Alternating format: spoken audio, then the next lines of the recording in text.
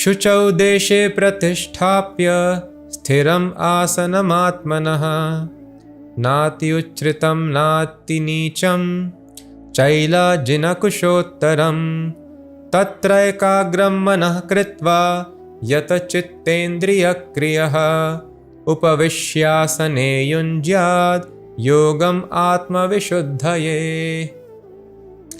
Further, very difficult rules and regulations. Shuchau deshe pratisthapya sthiram asanam atmanah.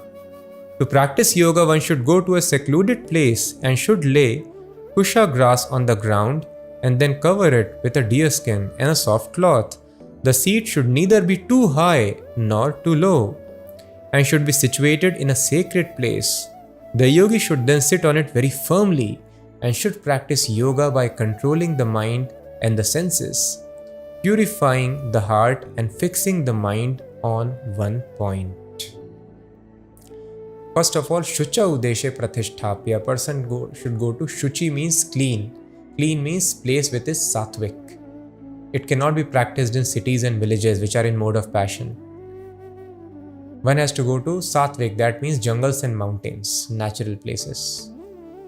So it is very difficult who is willing to go to jungle or mountains. But this is the first prerequisite. Before explaining anything, Krishna tells this.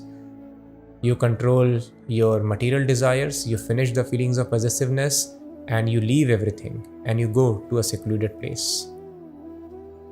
And then sthiram asanam atmanaha. You sit down in a firm pose. So initially various asanas and postures a person is supposed to do, and finally one has to just sit in one place and close all the activities of the senses. Shanai Shanai Uparamed. No senses should be indulged in activities, and a person is expected not to sleep, not to eat, and not to drink also. For many years, person has to keep on sitting like this. So sometimes that is why the flesh is eaten away by the insects, because you have to sit for many years, hundreds and thousands of years also. Sometimes there are anthills, and there are examples like Hiranyakashipu was doing this tapasya. The flesh was eaten away by the insects. Or many yogis, the ants made hill on their bodies. So very severe tapasya. So without shaking, without worrying, person should fix his intelligence, his mind on one point. So if a person is not having positive knowledge of God, and out of love person is always thinking of Krishna, then this mechanical way of material detachment or fixing mind on Krishna, that is recommended.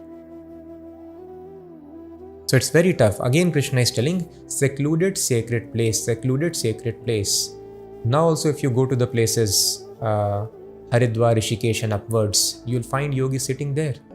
But they don't do in group. If at all they are doing, they do not know. Some yoga societies are sprung up. But that is not as per the instructions given in Sankhya Yoga. In this chapter, either by Lord Krishna who is explaining to Arjuna, or Kapil Muni who explained the same process to Devhuti. Alone you have to go, and you don't get carried away by,